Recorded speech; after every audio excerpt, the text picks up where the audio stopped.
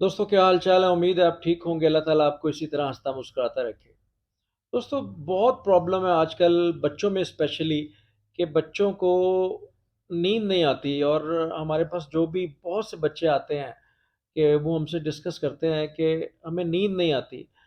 इन्हीं में से एक बच्चा मेरे पास आया हुआ है और वो मुझे कह रहा है कि डॉक्टर साहब मैं आपसे क्वेश्चन करूंगा लेकिन मेरा फेस रिवील नहीं करना आपने। मैंने कहा चलो ठीक है बेटा, आप पूछो मुझसे क्या पूछना चाहते हो, तो मैं आपको उसी हिसाब से आपको मैं एडवाइस दूंगा। तो बेटा आपको क्या प्रॉब्लम होता है, क्या होता है, ज़रा आप मुझे बताएंगे थोड़ा सा। अस्सलाम वालेकुम डॉक्टर साहब, क्या हाल है? ठीक ठाक हैं? तो डॉक्टर साहब, मसला कुछ इस तरह है कि मुझे रात को नींद नहीं आती है। 2 3 2:30 तक नींद आती है रात को। रोज़ाना यही इशू है, जिस वजह से मेरी आंखों के नीचे हल्के भी पड़ गए हैं। तो मेरे घर वाले बहुत परेशान है इस वजह से। तो आप कुछ बताएं इस बारे में कि किस तरह कोई इसका इलाज वगैरह, क्या किस तरह ये ठीक होगा? अच्छा बेटा ऐसे है कि इसमें देखें, सबसे पहले तो आपकी ज़िंदगी की जो लाइफ की रूटीन है ना, वो सबसे बड़ी चीज़ मैटर करती है। अब मुझे शायद ये बातें पूछने की ज़रूरत नहीं है लेकिन मुझे लाज़मी पता होगा कि आप सबसे ज़्यादा मोबाइल यूज़ करते हो।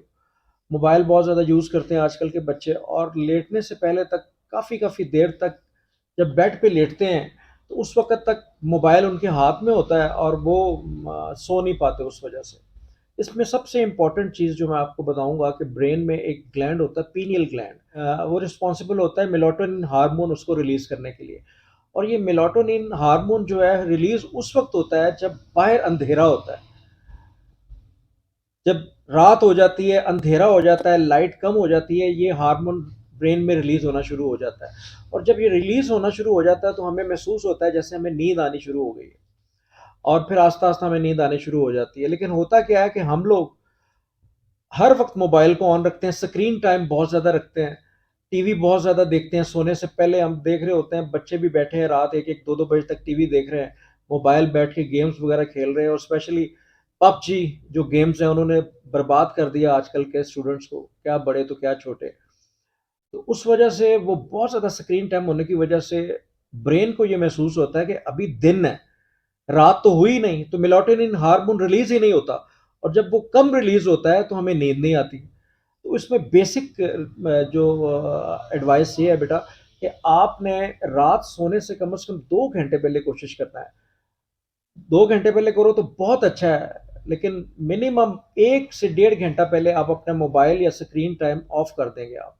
बिल्कुल नहीं देखेंगे। उस वक़्त आप थोड़ी-सी घर में मूवमेंट कर सकते हैं, आगे-पीछे मूव हो, ठीक है? कोई थोड़ी-सी किताब अगर आपने कोई पढ़नी है या कोई स्टडी करनी है, वो आप स्टडी कर सकते हो। कोशिश करें लाइट्स अपने कमरे में स्लो कर दें, आगे-पीछे स्लो कर दें ताकि ब्रेन को ये सिग्नल मिल जाए, वो पीनियल ग्लैंड को, कि अब रात हो गई है और हमें मेलाटोनिन सिक्रीट करना शुरू कर देना चाहिए। तो जैसे ही रात का एक माहौल पैदा होगा और लाइट थोड़ी-सी कम हो जाएगी, तो मेलाटोनिन सिक्रीट होना शुरू हो जाएगा और आपको नींद आनी शुरू हो जाएगी बेटा। और दूसरी चीज़ ये है, एक तो ये बेस्ट चीज़ है, उसको कहते हैं नींद आने के लिए। दूसरी चीज़ ये है कि अपनी आउटडोर एक्टिविटीज़ आपने करनी है बेटा। उसमें जो आपकी बॉडी का सर्केडियन रिदम है, उसको रेगुलेट करने के लिए, जिसमें सबसे बेस्ट चीज़ स्लीप को रेगुलेट करना है कि आपने 8 घंटे सोना है। इसके अलावा अपने डाइट जो है, आपने प्रॉपर टाइम पे लेनी है, बेवक़्त नहीं खाना। ये नहीं कि आपको भूख लगी है 2 बजे, अब शाम को 6 बजे खा रहे हो। इसके अलावा आपने आउटडोर एक्टिविटी में कोई एक्सरसाइज़ लाज़मी करनी है, जिसमें आपके थोड़े से मसल्स जो हैं वो स्ट्रॉन्ग हो जाएँ, आपकी बॉडी से पसीना निकले, ठीक है? आप थोड़ा-सा फ्रेश फ़ील करें। और चौथी बात ये है कि आपने कोई ऐसी हॉबी ज़रूर अपनी लाइफ़ में रखनी है जिसकी वज़ह से आप मेंटली रिलैक्स रहें।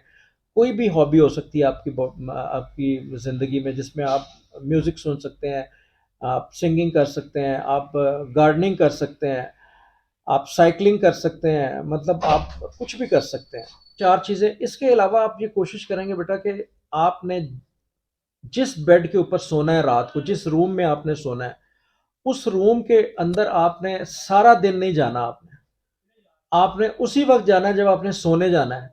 अदरवाइज़ आपके ब्रेन को ये लगेगा कि ये तो कमरा सोने वाला है ही नहीं है, और यहाँ पे तो ये बंदा सारा दिन जागता भी रहता है, खेलता भी रहता है, टीवी भी देखता रहता है।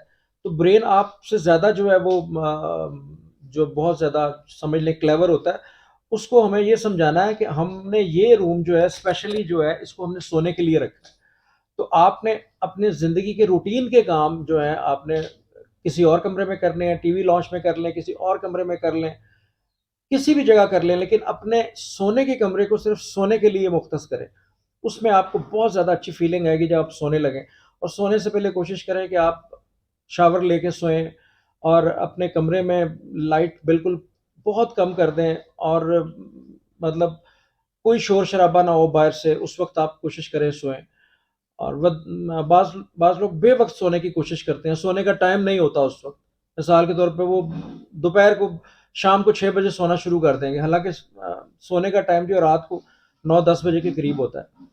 और लेकिन जो पुराने जो लोग हैं, जो गाँव में रहने वाले हैं, वो तो 7-8 बजे सो जाते हैं, लेकिन शहर में अगर आप इस किस्म का माहौल है, जहाँ पे घर में शोर-शराबा हो रहा है और आप सोने की कोशिश कर रहे हैं, तो ऐसा नहीं हो सकता।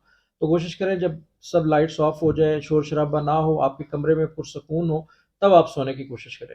अगर आप ये टिप्स को फ़ॉलो करेंगे, तो इंशाल्लाह आपको बेटा नींद आनी शुरू हो जाएगी और आपकी ज़िंदगी बहुत रिलैक्स हो जाएगी।